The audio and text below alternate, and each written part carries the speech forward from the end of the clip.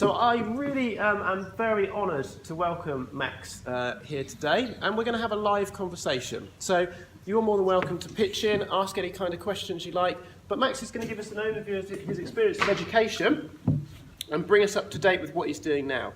So a very brave young man, I think, actually, to be talking in front of such a large audience, but he doesn't mind this at all, do you? So, right, over to you then, Max. Thank you very much for joining us. Hey, thank you. I think you might need to swap it, John. Yeah, so I'm really bad at IT, as we've just spotted. All right, John, it's fine. Thanks for your patience. Thanks for your patience, Max. Okay. Oh, welcome, Max, again. So, as you all know, I'm Max. I used to be a former student of John's. What can I say? He was a really good teacher. I'm not just saying that because he is in front of me. But he was a really good teacher. And today I'll just be talking about my experience growing up, different schools that I went to later on in life, what I'm doing now, and kind of just to share the message and the mission that I have in life, and I think the mission that we both share. Yeah. Thank you. So, bit of an introduction. If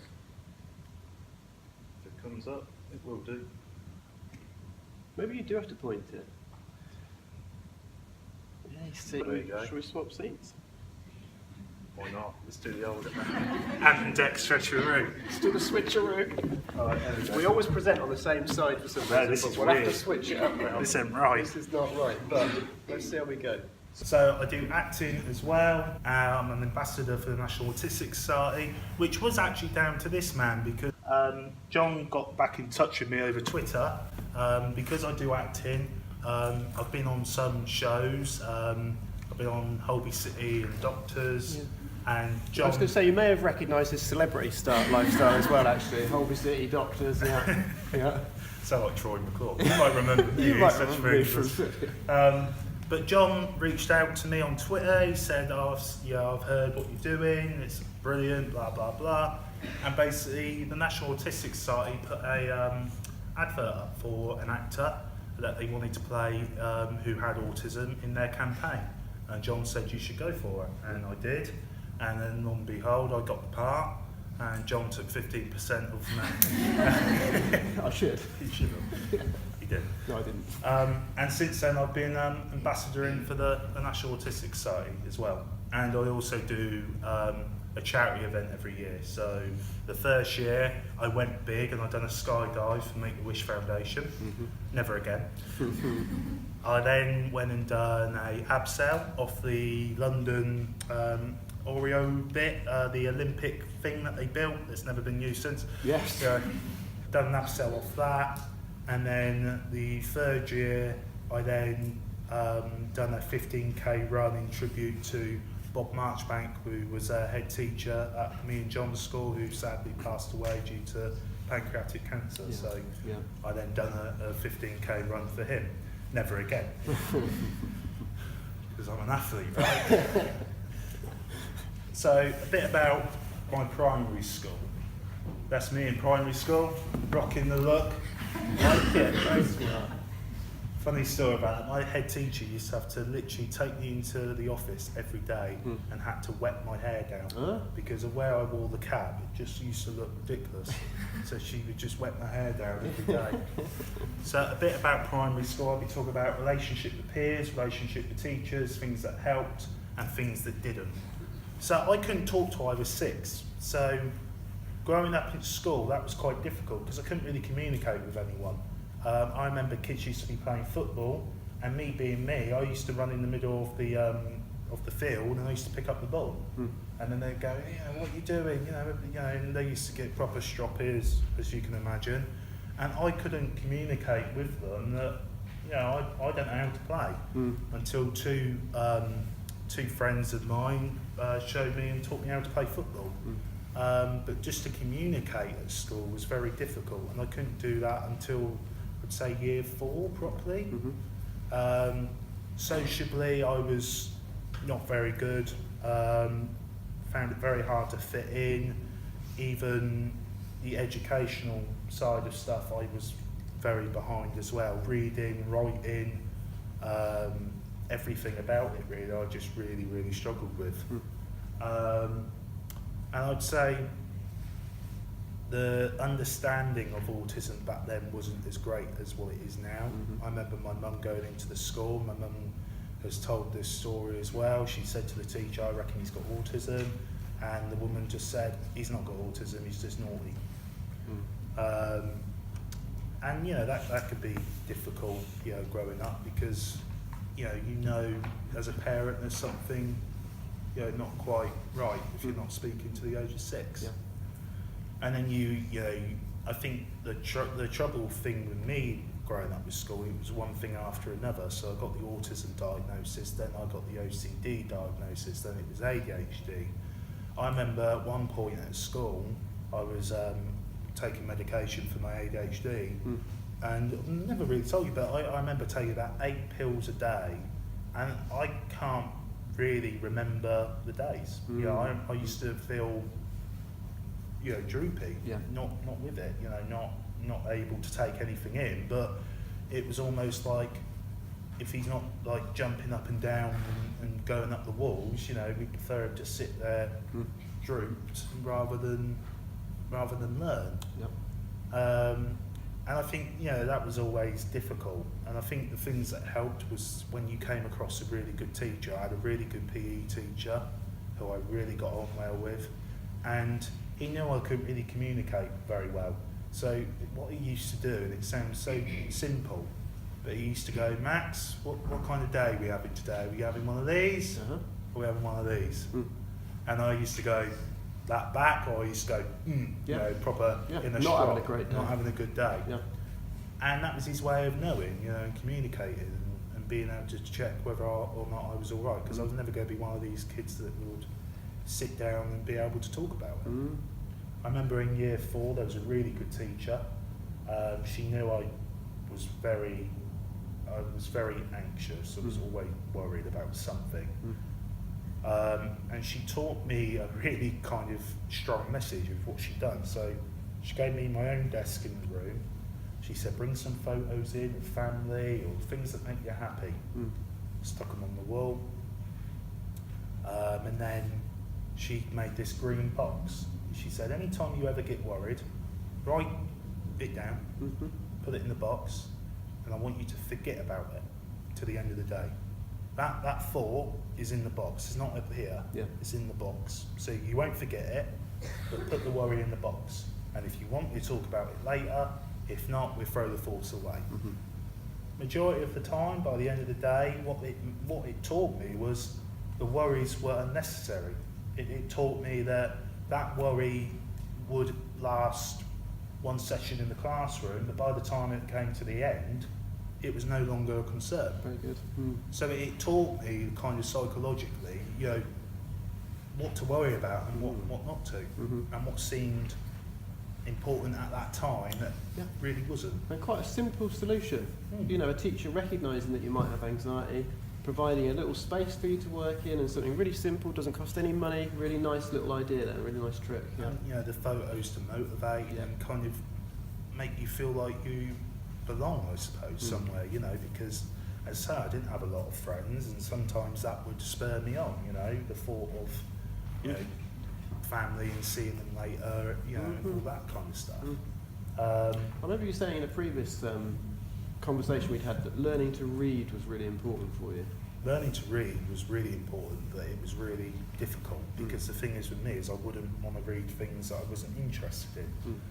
And I remember in year 6, we read about I think it was the Knightsman or something on a horse, or it just didn't interest me. And as I say, I wasn't good at reading, but what I found helped was the fact that they got me a book that I was interested in. So it was nursery rhymes. It was not nursery. It was like fairy tales with a twist. So instead of it was Cinderella, it was Cinder Boy and how he wanted to go to the football game and the World Cup. And it really interested me. It made me want to engage. It made me want to learn. I remember the teacher, really good TA. I think at that primary school, I probably only had really 3 good teachers, maybe 4. And it can be so bad when those teachers go, because it does And I know people need to move on in their careers, but it does really kind of make you think, oh God, you know, what's going to happen now? Yeah. You know. And I remember, you know, as soon as in year 5, that was the teacher that got me that box. Year 6, my first day of year 6, the teacher in that class grabbed the box and she said, "You won't be needing this anymore, will you?" And she threw it in the bin. So that was her kind of mindset. You're too old for this. You know, you're too old. What do you need that for? Why do you need, and it's those kind of, it's those like thinking strategies that don't work, because even though you might be old enough, if it helps you cope, why fix something that isn't broken? Yeah, and that's really important for our audience to think about, isn't it? Those transitions between, you know, year 4 into year 5, year 5 into year 6, and even transitions from, you know, what's happening at break time into the classroom, change from maths into English, all those kind of things need really careful support and sort of guidance there, don't they, really? Yeah, and you know, as I say, the education was, I mean, it was okay, it wasn't great, it wasn't bad, but you know, I feel I could have learnt a lot more if there was things that was put in place, you know. And it's the same, my mum had to go down there countless amount of times because I'd done something or I was upset of something. You know, it's stressful for a parent because, you know, there's only so many times you can say to a school, you know, we need to put something in place, you know, we need to put something. And if they haven't got the resource or they can't do it, then it becomes more difficult. I wonder whether now, as we're focusing on the primary context, whether the audience might have a question for Max at this stage. Has anybody got any things they're thinking about they might, you know, appreciate Max responding to at this stage? People quite happy writing their questions down. That's fine. No worries at all. Okay, we'll continue. Okay. I didn't point at that time. Oh, did you know? Okay. Yeah. We're both right, I think. I'm just trying to be right. Rating of school. So that school I would probably give a rating out of 10. I'd say probably a 5, to be honest. I loved my time at primary, and there were so many good things that they did that really I loved. Like they'd done talent shows and plays, and that really encouraged me and engaged me. It really grasped my attention. But with the education, having the time to, you know, pull me aside and be able to teach me in the way that, or support me in the way I needed supporting, I feel wasn't there. And when it was there, it was gradually then took away because those teachers, obviously because of how good they were, went on to do other things, you know, hopefully educate a lot more of children that needed it more than me. Yeah, it's interesting. But yeah. And that was it was a mainstream primary school? Yeah, mainstream primary school, yeah. But yeah, you know, I remember the PGO trip at primary school, loved it. And that was very rare for me because I hated staying places. Was that a residential? Did you go away then? Yeah, we went away for, I think it was a week. I loved it. Yeah. Loved it. Because, you know, it was all about having a laugh and it was the first time I felt I really kind of belonged somewhere. You know? And how old were you then? It was year 6. Year 6. So quite a long time of not feeling like you belonged in a school context. My last year of school, I felt I belonged. And it was tough because everyone went up to the school up the road, and then I had to go to another secondary school because they had an ASD unit. And because I was referred, I had to go there instead of the school up the road. So I kind of just made all my mates just for it all to be torn apart. And none of your friends went to that ASD unit? No. So for our audience, ASD is autistic spectrum.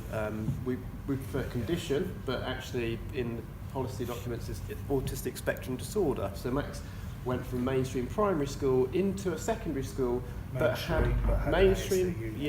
a unit then for children on the autistic spectrum. Yeah. So that is this school coming up. So this is me in secondary school, matured a little bit. No cap? No cap. The cap is gone. Yeah, look at the hair as well. Nice hair. Well, you know, it's going, I think. So this school, wow. I didn't like this school. When I visited, I always said it wasn't the right place for me, but kind of didn't have much choice, to be fair. Relationship with peers. I found a lot of the kids only liked me when I was being bad, you know, and then I tried to be more bad to kind of fit in, which sounds absolutely stupid, but, you know, to fit in was important, and I thought that was the only way I could. And before long I realised, you know, I came to my senses and realised that actually they're not liking the real me, they're just liking this kind of fake facade that I'm putting on. Yeah. And I wanted people to like me for me. And I think I learned that a bit too late, because that was kind of when I went to the school we went to, where I didn't really care about what anyone thought anymore. So I would say this school really taught me, don't care what people think, and kind of just try your best at what you do. That's what that school taught me. But I mean, the best relationship I had with peers, funny enough, was with the people in the ASD unit. Yeah. Because I feel it was truly the only time I could really be myself. And then outside, as soon as I walked out that ASD unit, I was a different person. So you spent some time in the unit then? You go up there every morning, Yeah. and then you go to tutor, and then in between class, you would then go back up for about 2 minutes or 5 minutes, or depending on how, you know, how quick the next lesson was, basically. Yeah. But sometimes you spend breaks, sometimes you could spend your lunch up there. It was just a safe environment, really, I think, for the people with autism you to go to. What was different about the unit and the mainstream part of the school, if you call it mainstream part of the school? The other I'll be part honest of the with school? you, not a lot. Not a lot? Not a lot, and I don't mean that horribly. I mean, No. the support, I mean, the only support they really gave was a teacher came to you with the lessons. Okay. Smaller groups?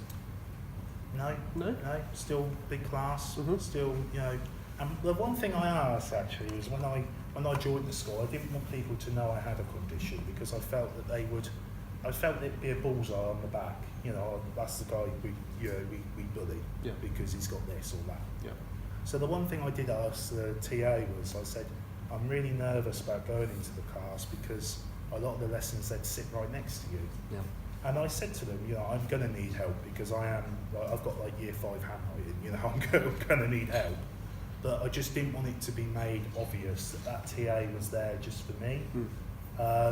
So I just said, is there any way we can do something that, so you're there, but it's not as blunt as like he's there for him. So I'd recommend you read some of the work by Rob Webster. Rob Webster's done some really interesting research around the role and impact of teaching assistants, and the kind of model that Max is talking about here is the Velcro TA. They're stuck to you all the time, aren't they? And there's other models of your support relationship with teaching assistants and can work just as effectively without the TA being stuck to one pupil. They can be, I think they call them a helicopter TA, so they're the ones that sort of fly around and work with lots of other children. And like Max says, it's not quite so obvious that they support you, but Max as well, I think, is very independent at this point, aren't you now? Yeah. In secondary school, very independent, wanting to get on, do your own thing. Yeah. And you know, as I say, educational-wise, I was probably behind and did need that support. But I just didn't want it to be made obvious to people that there's a guy with a condition that's bullying. Yeah. Because I saw it happen to a lot of other people. And, you know, it's not a nice feeling, you know, especially when you're trying to fit in and you've kind of got this label over your head throughout life anyway that says, actually, I'm different. When actually it's like, well, yeah, you know, I might be a bit different, but don't treat me different. No. You know, I don't want to be treated. Did you feel fobbed off though by the actual teacher? Did you feel that the TA took over the teaching role that you thought should have been the teacher's job? Good question. That's a good question. Did the TA spend more time interacting with you than the teacher? That's a really good question. I would say for this specific one, I would say that she probably didn't interact with the teacher enough in such regard, because none of the TAs really knew where I was progress-wise. I recall a day where I had not gone to the lesson. No, sorry, I had gone to the lesson, but all the TAs didn't know where I was. So they went around searching the whole school. Rang my dad, they said, we don't know where he is. You know, he might be on the high street, my dad's left work, he's driving up and down the road, going, where is he? And I was in the class. And the TA didn't even realise. So it's that kind of, that, you know... Lack of connection with the adults? Yeah. Lack of communication with the other teachers as well. Yeah. You know, I remember one TA said, you know, you haven't gone to your tutor for about seven times now, and I said, no, I haven't. I've been 5 times. Mm-hmm. And then they went back to the tutor and they said, has he? And she went, no. Yeah. So it's really like, you know, that communication with the teachers was probably less in that situation. But I know where you're coming from as well, because you do get some TAs that will communicate too much as well with the teacher and not the person that they're there to support. Yeah. Yeah, it's a really good question. Yeah. Thank you. Other questions at this point that people might be thinking? Yes, thank you. Were you actually bullied at primary school then? And you know, kind of, if so, what support was there for you?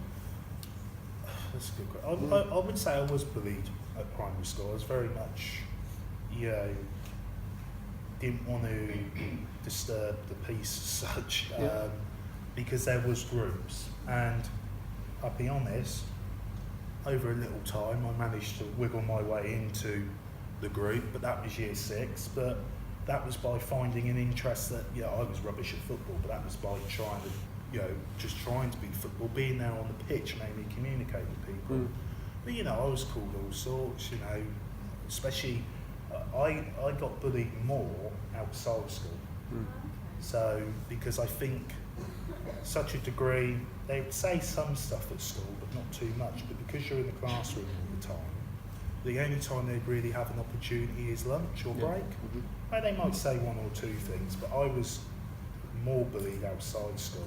When I went down the park, I used to be bullied because I wore black all the time. There was one day I was spat at by people. And you know, most days, I'm not afraid to say it, I used to go home crying, you know, because but you know, people used to just go, why do you come down there? Why do you keep coming down there? Why? What's the point? And I used to always say, because I'm not going to give you guys a satisfaction. No. You know, I'm coming down because I want to come down. Not coming down for you, No. I'm coming down for me. And I think that after a little while, they kind of came to accept it more and just thought, well, fair play, you know, he keeps coming down, but I just wouldn't give in, you know, I'm that way. I mean, these are really sensitive issues you're exploring here, aren't you? About relationships with teachers, about relationship with peers, all that kind of stuff. And we do know statistically, you know, in terms of you know, research with young people on the autistic spectrum, that autistic young people are more likely to be bullied. And I suppose, you know, we're exploring some of the realities of that here in terms of a school experience. And you know, I don't have a lot of friends now. I have close friends. You know, I'm not one of these people that go out with a group of people. You know, I have 1 or 2, maybe 3 good mates, and that's all right, and I'm happy with that. But I do remember your early YouTube accounts that involved mock EastEnder clips, and you were often down the park there with quite a nice group of friends as you grew up. But then I think that kind of led towards some stuff. Yeah. Because they'd be thinking, well, you know, I used to have people, I used to go down there with my camera, and they'd be like, why are you coming down with that? That's weird. That's not right. But they were very funny YouTube videos. But I loved it. You know, and admittedly, once they got involved, they loved it as well. Cool. But they just didn't want to be the uncool kid, you know, that went round with the camera. And so, you know, I probably taught them some things that they didn't know about themselves. But everyone is afraid to look an idiot, and I suppose I wasn't.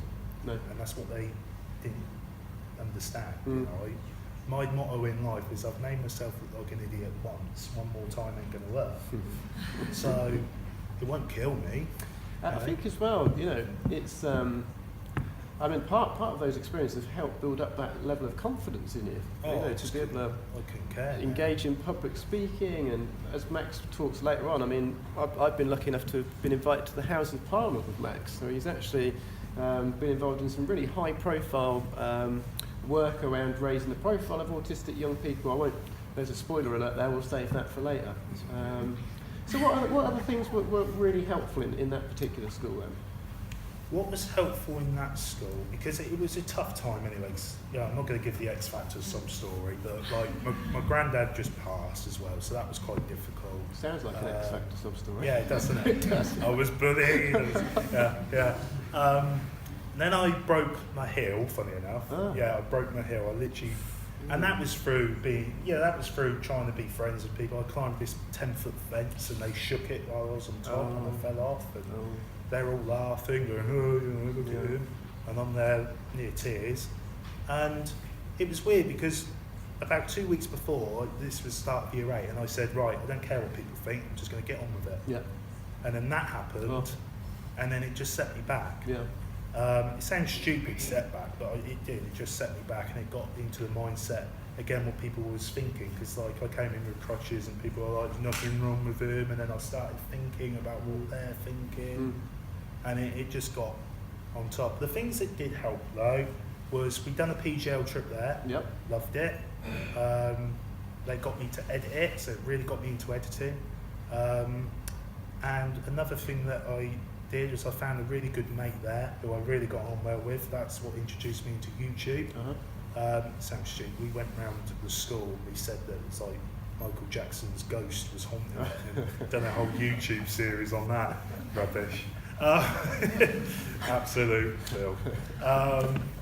But it was the first time I met someone that got me. Yeah. You know, didn't care about going around the school and doing that. You know, thought it was funny. You know? And then I got sent to, which is like an activity kind of forest school, rock climbing, canoeing. Nearly died canoeing. That was nice. Not another sub story. Yeah, nearly drowned. And that really helped. But yeah, I'd say that school, unfortunately, there was a lot of things that didn't help. Yeah. And I didn't enjoy my time at that school. The level of support wasn't there, and I felt the ASD unit was there, but I felt that they only really wanted people that behaved, sadly. And the first people that signed a sign of trouble or not going to lessons, they were slowly ushered out the door. And you know, that happened to a lot of us, not just myself. It's really interesting because tomorrow I've got you for a kilt lecture. We're going to be looking at this category now, which is in the previous code of practice, the category was social, emotional, and behavioural difficulties. We've now moved forward, and the category now is social, emotional, and mental health needs. So it's a very different way of thinking about children's behaviour that might challenge in particular contexts. And already we've got an insight into the kind of experiences Max is having day to day, which might lead to Max feeling quite anxious about going into certain classrooms. Experiences with friendship means again that there's probably quite a bit of frustration building up and all that kind of stuff, isn't there? So, we can gain insight into the young people's experiences by actually talking to the young people and getting to understand, whereas maybe that wasn't happening much in that school. I don't know. And I'll tell you what, it's funny because you could just make one friendship of something so small. And I made one friendship with someone just because I was in the class, and it was the first time I went because I was quite scared that there was kids in there that didn't like me, basically. And there was this one kid, and I used to write until the very bottom of the page. I used to try and just get every word Fill in. the page, yeah. And anyway, he wrote on my book, he put PTO. Oh, I didn't know what it was. yeah. So I said, what's that?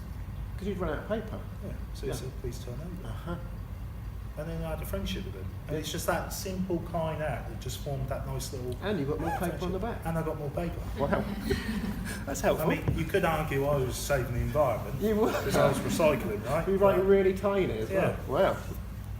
About making friendships, did you find there was anything that teachers could do to facilitate children forming those relationships with children who maybe find it more difficult, who do have autism or are very shy? Is there a way that a teacher can sort of encourage or facilitate those relationships? It's a good question. That's a really good question. It's actually made me remember something that happened, which I haven't thought about for years. One day they did realise that I wasn't making a lot of friends, and they invited them up to the ASD unit. Okay. And we sat in the room, played ball games and all sorts. Yeah. And that actually did help. So a bit of structure around. I just remembered that. Yeah. It's quite... So a bit of structure around supporting friendship groups. Yeah. But I think in a way as well, they've got to be good friends, because some friends would be like, as soon as they leave the room, right, the teacher's gone, what's going on? So you've got to have the right people, otherwise it don't work as well. Yeah. Which is frustrating because, but then, sometimes the teacher once said to me, and it sounds stupid, but and this was a little bit of advice she gave me as well, she goes, don't wink at people. Right. because I used to wink at everyone. Why? What, just like I all used the to go, time? Right? Yeah. And she said, don't wink at everyone. Not I said, everybody likes why? it. And she goes, because people will assume Okay. things and you don't want Right. that. Okay, that's interesting. But So- that's helpful though, isn't it? It's Yeah. really helpful advice. You know. Because Max again shared some wonderful advice and guidance on his new website, which he's going to talk about again a little bit later. But often you give some really good advice about friendship, and you wouldn't have known that behaviour. Somebody else might have found that uncomfortable. And I maybe. used to find really hard looking people in the eye until my mum said, she basically used my OCD against me, because people with OCD normally have high morals. So my mum used to go, if she used to go, don't steal, never steal, don't smoke, No. don't drink, wouldn't do it. So my mum literally turned around to me one day, she goes, if you don't look people in the eye, you are rude. Oh, that's okay. So I look people in the eye. You do. And that's what made me. So she used that kind of that disorder to make me learn the other behaviour, to a point where she just goes, you do know, it's not rude. It's just a way of getting you Right. to do it. Yeah. And I just went, oh, Thanks, man. and I'm alright with it now. Yeah. A bit like when she used to say the ice cream van, when it comes round, the music's playing, they're all out. So Run out of ice cream. yeah, It's a good trick. Yeah, to work. but, Good. Interesting. yeah. Any other questions while we've got an opportunity for questions? Oh yes, thank you. So you said you didn't want to go into some classroom because of friendship issues. Is there something you think the teacher could have done to help you get into the classroom? The thing is they was aware of bullying, but they didn't do anything about it. Just kind of said it's one of those things, it happens. To me, a school should be a place where you feel safe, feel that you can go into a lesson and learn. If they can't do anything about the students, the school was big enough to go, okay, we'll put them in a different tutor group because it's not working. So even though that might have been the worst case scenario, would it have helped me? Yeah. Would I have possibly fitted into another group of people, made more friends? Yeah. But I can honestly say I don't think they ever really sat down with the students and said, why are you doing this? Why are you saying that? And these are conversations I think schools need to have. Yeah. It's very easy to kind of just brush off responsibility because it happens outside, but I think teachers, need to, when they're aware, they need to action it in one way or another. If that involves, unfortunately moving that student who shouldn't be moved, really, because it's not their fault. No. But if that involves making that decision for them, and you think it would be best, then it's a range of things they could have done, I feel. Even things like grouping, which children are in which particular groups, that kind of thing. Having that awareness is really important, isn't it? But I think also tackling the notion of bullying in formed tutor time, or PSHE or whatever, is really important, isn't it? Understanding feelings and that kind of thing. Yeah, good question. Really good. We'll just do the rating of the school. I would give that school probably. Would I give the other one 5? 5, yeah, I'd probably give that 3. 3. 3 out of 10. There wasn't a lot that. How long were you there for? 2 years. Yeah, 2 years. And again, they that really helped me. I was actually showing progress. I was going to the lessons again. I felt more engaged, felt more positive. Yep. And then they just said, no, it's not working. Right. And I said, just let me show you that I can do it. Yep. And I did, and it still wasn't. So even when I showed that behaviour and showed that I was willing to kind of overcome those anxieties, Yep. they wasn't interested. So by this point, Max has got an education, health and care plan, or a statement. And so every year then Max's progress would have been reviewed annually. Yeah. So what happened about the decision to go to a different school, and how did that come about? Do you know? Do you remember? My mum just said to me, she said, she didn't tell me at first. Funny enough, I found out by a friend because he knew someone that went to the school. Oh, okay. And then I had a dream that I went to another school, and I just woke up and I said to Mum, she went, what? Because I woke up quite, and I said, am I going to another school? And she went, no. And we have this thing in our family where if we promise or we take oath, Yeah. you can't lie. So then I said, take oath. And she went, no. And I knew. But she said to me that she was given 2 options. She said it was rather this school or boarding. Right, residential school. Yeah. Okay. And she knew I wouldn't have wanted boarding. She just cried. She Yeah. said in the meeting, she pulled her eyes out. Yeah. So you weren't present at the meeting? No. No. Okay. Actual fact, the teacher at that school told me with a smile on her face. Right. And I asked her why she got a smile. She said, I smile when I'm nervous. Okay. And I said, well, that's not a good thing. No. Yeah. Your father has died, John. You know what I mean? It's like Yeah. not good. No. Yeah. So, but I don't know. Maybe she was happy. I don't know. Did you get to look at different schools then? Nope. No. It's just literally. I was never really involved in any of the school. Or, Yeah, so these, again, more recently, you know, we would expect the children and young people to be involved in the kind of participation in that process of, you know, all the target setting around, you know, English, reading, writing, maths, behaviour, all that kind of thing should be very much involved in that process. And again, that's very clear in our code of practice. So again, worth checking around sort of, you know, pupil participation and the importance of really understanding the young person's perspective, I think. Yeah. Yeah. No, it's as I say, what made me laugh was I edited their BGL trip, then they kicked me out, and they invited me back for the show, and never heard from them again. Oh, harsh. Right. Yeah. Cold. Yeah.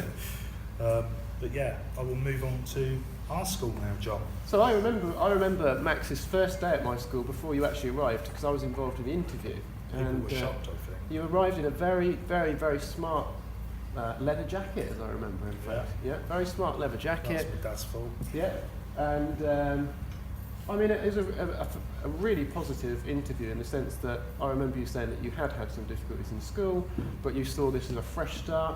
You know, you wanted to focus on your learning, you wanted to engage, and we were very happy to welcome you to the school. And I, you know, didn't know about that previous experience at the previous school, and I think something really important to think about around meeting children and young people is that there are these, you know, fresh starts. Again, going back to these transitions, fresh starts after every lesson, after every, you know, new academic year, all that kind of stuff. And a new school is a new start, isn't it? So, I mean, I went into this school and I thought, right, thinking about what other people thought of me basically ruined my last school. So that's off the cards, not going to think about that. Yeah. Knuckle down, get what I need, yeah, and you know, and I'll be honest, and it might sound horrible, I was not interested in making friends. No. And it's the first time I kind of made some. Interesting. Because I wasn't interested. And funny enough, the people I made friends with was the teachers. Yeah. I could not praise the teachers enough at that school. What they went through day in, day out, they've probably got some form of PTSD. I honestly, I think I have some to some degree. But they were punched, they were kicked, they were spat at, they were called disgusting, horrible names. And people like John came in every day with a smile on his face and started afresh. And I just couldn't, you know, couldn't fathom how you'd done that every day. So, you know, well done and thank you for that. Thank you.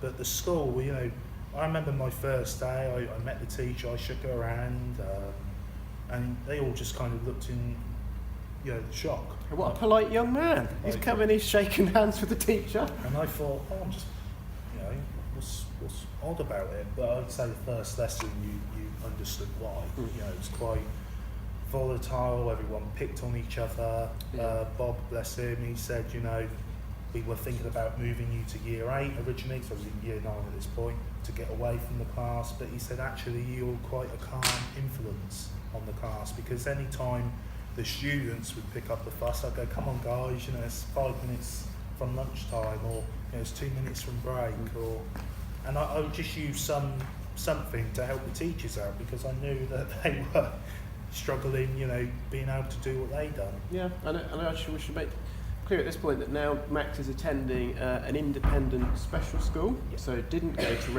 to residential school. Some of you have come back from a residential school recently, and some of you have been to an independent special school recently. So in terms of, I might say, complexity of needs, the children and young people that attended this school were highly complex children and young people with a range of Some comorbid conditions. So Max, we recognise, has a number of different labels, but Max is Max. We can see that very clearly. And a number of these children and young people perhaps weren't on the autistic spectrum, but may have experienced quite significant early trauma in their lives. Maybe were returning home to very complex home environments. So if I just contextualise, this is a school, we can't say names of school, but essentially it's a school in the Oxfordshire area, and some of the children and young people would travel in fact they'd all travel in taxis every day, some travelling from London. So as well as having children and young people, we didn't have many from Oxfordshire actually, mostly from maybe Reading, Rugby, London, so Brent, Harrow, Wembley, various different places, arriving in taxis every day, some for up to an hour in a taxi, and then because of their behaviour at times, they would be finding it difficult to interact with the other children in the taxi.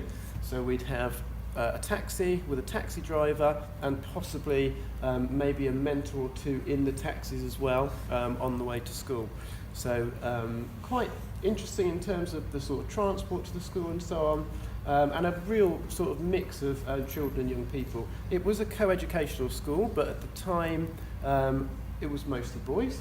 In fact, in your time it was probably all boys apart from a couple of girls, two girls maybe, three girls. And so Max joined, I became deputy head teacher when there was no school, there was no prom, no. I became deputy head teacher of the secondary school. I moved from mainstream primary school teaching into then working with the local authority around behaviour, supporting children's behaviour, then worked at a residential school, and then was very lucky to be offered. Can't name schools.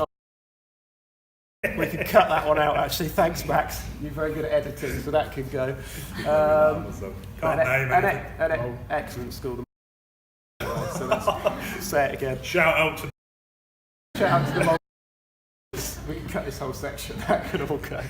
But then I was lucky enough to be offered the opportunity to become a deputy head teacher at a secondary school, and that of course, was a really interesting opportunity because their children were going through primary, and then obviously there was a need for a secondary school.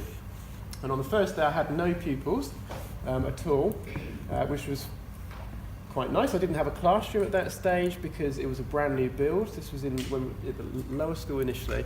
And on the first day, when the young people arrived, I only had one young man. And that same day, a lorry turned up with my tables, with my pens, pencils, books. And he and I set up the classroom, which was really exciting. We labelled all the drawers, we get everything ready. The next day we had 6 of our first cohort arrive, and again that was really interesting in terms of who was coming into the school, and as well as being the deputy head teacher, I was teaching as well. So we had a very small staff team. There was me as deputy head, there was a pastoral support, again we can't name names, but a very, very supportive, her name was, very supportive colleague, and one teaching assistant, and 6 teenage young people. And Max joined then probably when the school, every year we kind of doubled in numbers, so we went from 6 to 12 to 24, and you probably came on board maybe then, I think, when we probably had about... Yeah, I mean there was no space for me either, I don't know if you knew that. But they'd already accepted the one person for year 9. Yes. Yeah. So Bob actually made room for me. Special, yeah. So yeah, I was quite honoured to be there, really. Yeah. But the school was fantastic. As I say, there were education. I would say could have been better, but the thing about that school was it was all about the support they gave to the students, and I honestly mean it. You wouldn't have got any better support. Everybody was catered to with how they needed their support, and I think that's the best way you can combat anyone with disability or special needs or any issues that are going on in their life, you know, is to combat that and fit that criteria for that individual. There's a lot of mainstream schools just have a criteria for all. Yeah. And it doesn't work. No. I've never believed in the saying, you know, we have to treat everyone the same. Yeah. Because I think, you know, the way I speak with my mates, I wouldn't speak that way with my nan. Yeah. So I wouldn't treat people the same. I would set the precedents and the rules to everybody the same. Yeah. But as we know as well, rules can be broken time to time. Yeah. And it depends on the individual who you cater for. Yeah. And that school was really good at that. Really had that prime focus. So it's making those adjustments to the individual needs, isn't it? I think what we were really lucky at working in such a small school was being able to get to know the children and young people. You know, get to know their interests. Yeah, and having that time. And it's very different work, as you know, in a class of 30. We only had 6 in each class, 6 to 8 in each class. Don't get me wrong, they were chaotic at times. They could be. You know, they could be. They were more chaotic than, you know, any mainstream school class I was ever in. Yeah. Yeah. Yeah. But they had the time and they had the resource to be able to do things about it, and I never felt that I missed out on any support. I never thought that person got more support or vice versa. As I say, I think it's fair to say probably missed out on education, but that was no fault of the teachers. That was because of the environment that we was in, you know, and sometimes we wasn't able to learn because of, you know, stuff that was going on, the arguments and vice versa. And one of the bits that I know Max reflects on in terms of things that probably could have been improved was the qualifications, wasn't it? Yeah. So we tried to make sure that all the curriculum areas that the young people were John had abandoned us at this time. Well, He'd gone. I'd gone. I'd come here by this point. So what we tried to set up was a kind of accreditation for every experience. So whether you were doing sort of, you know, construction work, which I know now you hated, doing sort of motor vehicle stuff, which I know you didn't like. I've done a 1-year motor mechanics course. I hated it purely because the teacher was very condescending. He made you feel like an idiot if you didn't know. And I hated it. Even though I got best pupil at that place of the year in the whole best marks. Yeah. Yeah. But I was rubbish at it. I think the only thing I took away from it was shock absorber, and that's all I can remember. You might need that in future. Never. So what did you enjoy? What aspects did you find useful? What was helpful? I loved the support. I loved being able to be myself. I loved playing football at breaks. I loved doing the school councils. I was school council for 3 years. Yeah. Chairman of the school council. Chairman. I was chairman from the day I arrived to the day I left. Yes. And it was a democratic vote as well. I mean, it wasn't just that Max became some sort of. No one wanted to do it. It was. He was voted in every year, which we were really pleased with. What was the first thing you changed about the school? Because I still remember. Mirrors. Mirrors. The school had no mirrors. I remember my first day after I got out of the taxi after someone made their nose bleed. Yeah. Oh. Punching themselves. Oh. So that was my first taxi ride into the school. Followed by the class and meeting the teachers who were in shock, oxygen masks on because they couldn't believe why I was there. Shaking hands, very polite. Shaking hands. I think I was threw down on the floor the first day. Funny enough though, one of the other students, actually the kid that threw me down, he threw him down. So that kind of helped me in a way because he kind of stood up for me, which was helpful. But the first thing I realised was after doing forest schools, a bit muddy, you know, hair's not quite right. I went into the toilet and went to do my hair and there was no mirror. No mirrors in a secondary school of teenage And that was it. boys. That was the final straw. So that was your first request. It's a bit like Trump in his wall. It was more me and mirrors. We're going to build mirrors. You got your mirrors? I got my mirrors. Yeah. Got stainless steel mirrors because one of the things was concerned if someone got angry or tried to use it as a weapon. Yeah. So we had to be quite careful in that. But that school can forever thank me for having mirrors. Yes, indeed. And you had a budget that you could allocate. So a talent show. That was when you talent show. Yeah. Whatever the school was called, Got Talent. Yeah. Cut, edit. Yeah, talent shows. Talent show. We also used to do a tuck shop. Healthy food tuck shop. Yeah. Kinda. Yeah. Of course, crispy cake. Yeah. done a bit of maintenance on the tracks course, on the BMX course we got in. Yeah, BMX. I mean, the school had a BMX track built, a forest school site built. We just used to allocate funds to everything and just try and make the school a bit better than what Did you it feel was. listened to as a student group there? Yeah. I remember a good story, and I'll tell it because you love this story as well. Yeah. There was a teacher, and he was the school therapist. There was a teacher who was a school therapist, yes. Go on, John. I'll let you. My father was employed at the school. So we did have a therapist that the boys could go and speak to as and when, or they could book appointments. Some went more regularly and all that kind of stuff. Well, you can finish the story because I'd rather use the story. Yeah. So I went in there one day because I was having a crisis of my own or whatever, and John's father was lovely. He played ball games with you and just kind of talk about your issues, and it wasn't like a forced thing. Yeah. That's what your dad was really good at. It just came out naturally. And sometimes it confused the pupils because they'd tell all these issues to the therapist and go like, I didn't go in there to tell him that. Why am I telling him all that? But he was so good at doing it because he just made it feel natural. Anyway, I went in there one day and John's dad wasn't himself. Just seemed a bit down, seemed a bit sad. And I said, "You all right?" And he went, "Yeah, I'm all right." And I went, "No, you sure?" And he goes, "Nah, not really." And I So said, he's flipped it now. Max is giving the therapy. playing the ball games and using each strategy. Oh, what's the problem? Tell me about your day. Tell me. Anyway, John's dad told me that he was being kind of released, that the school wasn't going to renew his contract. Yeah. And he loved being at the school and helping the students. So, me being me, I left the room and I thought, well, something's got to be done about this. So, on behalf of school council, I done a petition. And I got all the students and any teachers that would happily sign their death sentence to the petition, and then I took it into the head teacher, placed it on his desk, and I said, on behalf of the school council, there's a petition for John's father to stay at the school when his contract expires. And they kept him on 3 days a week instead of getting rid of him. So Well done, Max. that was my proudest accomplishment. That was very good. Yeah. Any questions at this point from here we are.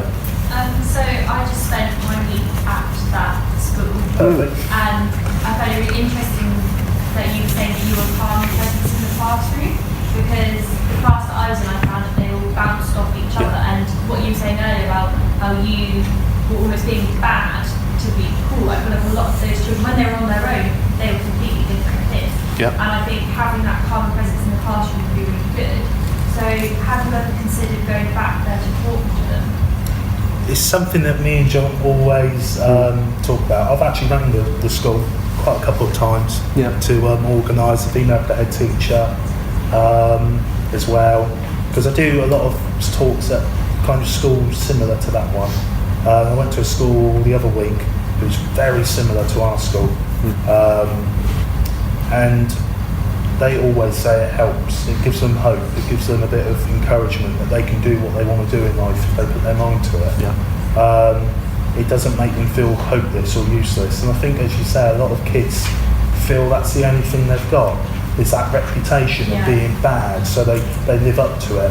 And as you say, most of them, when they're on their own, they're lovely. Yeah. They're really great people. So I would love the opportunity. I think we are kind of still in talks to go back there. Yeah.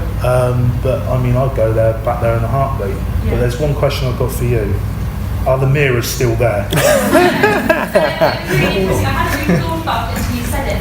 There aren't many. And it was only when you said it I realised that there are loads of toilets where I was like going through my head. And there were no mirrors. I couldn't, but there are some, just certain places. Yeah. So they're still there, don't worry. That's good. Could engrave it next time I'm there. Yeah. Max was here. Max was here, yeah. Yeah. I mean, maybe we should think about, so relationships we thought, were really really pleased that you picked up on that in terms of relationships with teachers. I think that's a core part of any work with these children and young people, is that sort of rapport and relationships with the children and young people. Certainly mentioned a few things there that didn't help in terms of the behaviour of the other children and young people in the school, often the kind of accreditation for some of the qualifications and so on. What about moving on to where we're up to now? What would you like to move on? I will just say one thing as well, just really quickly about this school. Is everything worked at that school support-wise. The only thing I think they could have improved on is education, which I think they now have, because I know the students do now do GCSEs. And it's very, very rare, I think, that you come across teachers like that. And at that school, it's always been the opposite. So I've always had 3 good teachers at every school. Every teacher at that school was good, apart from one. Who literally turned around to me one day. He said, "People that say you can do anything in life are liars." He said, "Don't follow your dreams because they won't happen." So I've spent a good, how many years now, proving him wrong. So yeah, I've lived to prove that statement wrong. But it's very rare, a school like that, very rare that it's flipped like that.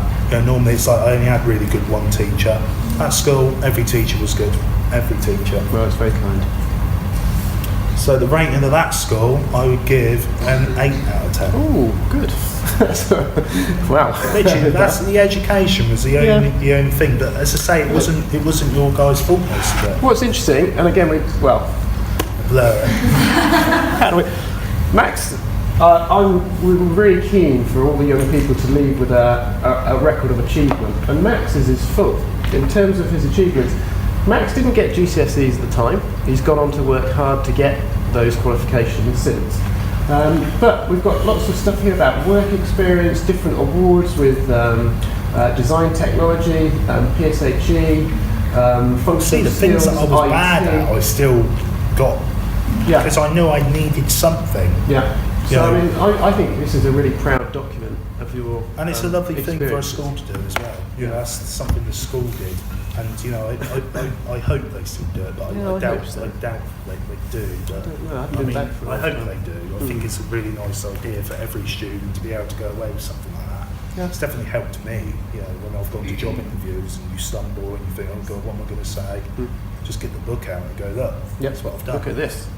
And so after secondary school, you went to college. Is that coming up next?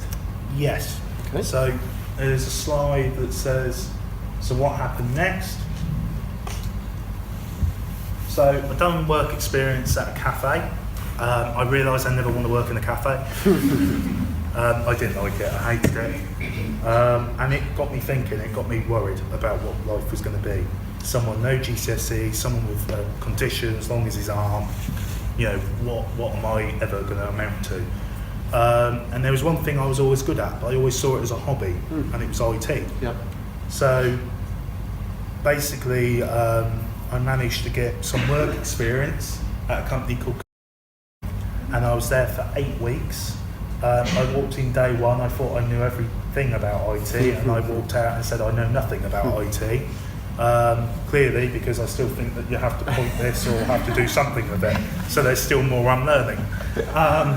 But I was there 8 weeks and I loved it, and my last day, funny enough, I didn't even realise it was my last day, and I was so gutted. And they were going to take me on for an internship, but then they moved down to London. So they said it's just not feasible to happen. So I then went to, I'll be honest, college life was not for me. It was like a fresh start all over again, meeting people, didn't care what people thought, actually made friends. The troubles that I had was I tried too hard with education. I remember having a 60-page Word document on this course I was doing, and the teacher marked me a pass. And when I wanted to talk with him to discuss it, and this is no word of a lie, he pulled me aside and he goes, are you effing disrespecting my marking? And I said, well, are you disrespecting my work? Because I've worked really hard. Good on you. And I stood on the ground, but the thing was I'd done my homework before. I went round the class, I saw what everyone else was doing, I saw things that someone else did, and what really annoyed me was there was someone that copied and pasted all of their work. And I said, you know, I'm staying up till 12 o'clock at night writing all this up, and someone's just copied and pasted it. And he went, who? And I said, I'm not going to tell you who. I said, it's not my job to say who. No. So he turned around and went, so you're going to make me effing remarkable? I said, well, you said there's something in place for this thing to happen, and there isn't. No. So, you know, that's kind of your problem. But I didn't like college, and from college, I then kind of started doing some plays while I was at college. I sat at home one day, I was watching EastEnders, don't judge. And I said I'd love to do it, and obviously I'd done the soap opera stuff on YouTube anyway. Yeah. And I thought, well, you know, what's stopping me? Let's go out and do it. So I done a play in Newbury called Passion. I had like one line, went to a freezing cold church every night, but it was worth it. I then went on and done Tragedy on Emborn Road, which was a true story that happened in Newbury. I played the village idiot, not too far from the truth. And then I done my first extra role on Glue, which I got from one of the makeup people on the play that I done. And the way I got in acting was actually started really at Glue, because there was a rope separating the actors and the extras. And me being me, I went over the rope. I didn't care. I did not care. I wanted to know how to get into it, and by God, I was going to find out how. So everyone was coming up to me going, who are you? I was like, oh, I'm one of the guys joining next week. I'm on the show next week. I'm filming my scenes for next week. I'm just having a look to see how it's all, you know, filmed and done. Good acting. Yeah, and they were like, oh, all right then. They all believed me. I was like, wow. But I just asked, you know, I said, so, you know, how did you do it? You know, how do you know who's legit? Who is it? Because there's plenty of people that go, yeah, come on my agency and it will cost you £100 a year. And one sound advice, if anyone is following acting in the room, is if anyone ever says, want money up front, don't listen to them. Because they take money out of what they get, you know, as an agent. So for a good, say, a year, I went online and I emailed every casting director I could find in the UK and Ireland, anyone I could find. While that was going on, I then joined Sovereign. So out of 300 people, I applied for an apprenticeship. They got it down to 50, and I thought, never going to get this, but give it a go. I turned up on the day. They said, come dress smart. Yeah, just come dress smart. I turned up, checkered shirt and chinos. Everyone else is in a suit. I thought, I'm never going to get this. Then they done an English and maths test. They said, don't worry, it's not about the result. I thought, yeah, of course it is. So I probably failed both of them. And then they sit you in this room. Everyone's got to get up and introduce themselves. So like anxiety is really kicking in here. But luckily, when I was at I named the school. When I was at John's school, when my final year, I used to stand up in front of everyone and give school council updates. Yeah. So that's kind of what made me get over public speaking, because some of the kids there, you know, They'd heckle, wouldn't they? Yeah, they would heckle. They'd heckle. They would go, you know, throw things if you weren't lucky. So it got me over it. So when I went to this, you know, this apprenticeship, you know, applying for the job, I was fine with speaking. But then I got that book out in my interview, and I got the book that I took at so I took that out, and I just showed them it, and then I went away, and I thought maybe. I didn't hear from them for 3 weeks, and I thought, no, I've not got it. Anyway, it turns out they were that impressed, they could only take one that year. The HR turned around and said, we don't care what he wants to do, we'll find a place for him. Oh, great.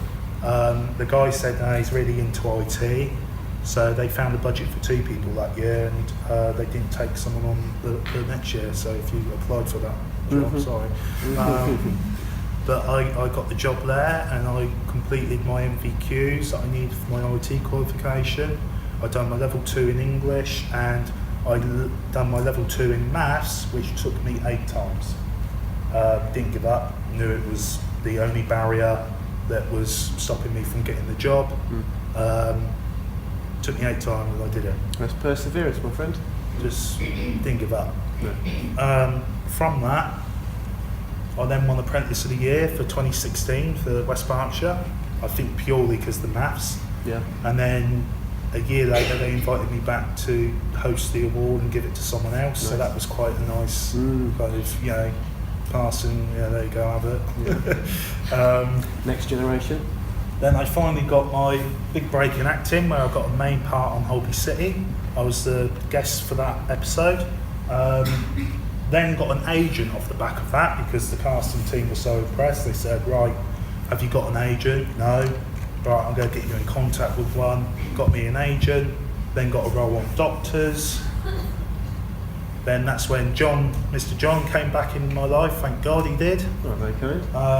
Got the ambassador role for the National Autistic Society, which focused on employment, because at the moment there is only 16% of people with autism in full-time work. So that hasn't changed for 10 years. 86% of young autistic people are not in employment, which is a shocking statistic. And that's what the campaign really focused on. And one of the fantastic things I was able to do with Houses of Parliament was, when the Green Paper came out, we were able to lower the qualifications for apprenticeships. So for instance, it took me 8 times to do that maths level 2. No one else will ever have to do that again. You know, they have to do a level 1, not level 2. You know, they won't be pressured on that qualification. I mean, Max has skipped over some really important bits, and that's that he's been continually invited up to the House of Parliament to sit on all-party parliamentary advisory committees. So he's actually there advising the Minister of Apprenticeships, the Minister for Disability, some really, really high-profile One people. MP actually visited Sovereign when I was there. A lovely gentleman, Lord Tewig his name is. Yeah. Lovely, lovely man. He came and visited the work, and he was really impressed with what Sovereign actually put in place for me to be able to kind of do my job. Yeah. While you're just carrying on talking, I wonder if people have got questions. Have you got questions that you might like to pop in a hat? If I bring a hat round, have you written some questions? If you haven't, write a question now, and I'll come round shortly with a hat. We'll pop some questions in a hat. Sorry to interrupt your flow, Max. That's all right, don't worry. Then I went on BBC Breakfast for the campaign, so I spoke a bit more on autism on that. I then went on to the Right Stuff and spoke about autism and employment on that. I then got an acting job for Ford, which was all to do with training and mobility for people with special needs, autism. I then left Sovereign, sadly, and then I've gone to Thames Water, so I'm a senior IT analyst there, so I've actually gone up a role, so making progress in that career as well. Yep. And I've just recently filmed a kind of diversity, again, autism related advert. Make them more aware of people that come into the bank with autism and how we can make it a bit more easier for them, really. Yep. And that's kind of where I am so far. Only 21. So I think incredible in terms of the progress. I mean, I think it's really insightful to have the opportunity to welcome Max here today, to hear about the experiences of school. Now, from our perspective as teachers, you know, we visited recently, last week, schools like the school that Max and I work together in, and it's really interesting hearing, I think, the perspective of the children and young people, because clearly, as adults, we're, you know, planning the curriculum, we're trying to make it engaging, we're trying to do this, we're trying to do that, and actually, the insight that the pupils can offer, I think, is really powerful. You know, what must it have been like, actually, at times to feel quite unsafe in a classroom if the children that you're working with I remember my are tutor behaving in a particular way? My tutor on my last day, he said, "How did you do it?" That's nice, but He said, "How did you do it?" And I just went, "Done what?" He kind of, because he said every person that's ever attended the classroom eventually kind of adapted to how other people behave. And I just said, well, I just had to get on with it, really, and just kind of try my best in what I had to do. Well, I mean, this time's flown really fast for me, Max. I Goes think quick, it's been a doesn't it? really interesting and engaging opportunity for you all to meet and listen to Max. So I think now's probably a good time to conclude. But can you join me in thanking Max very much for his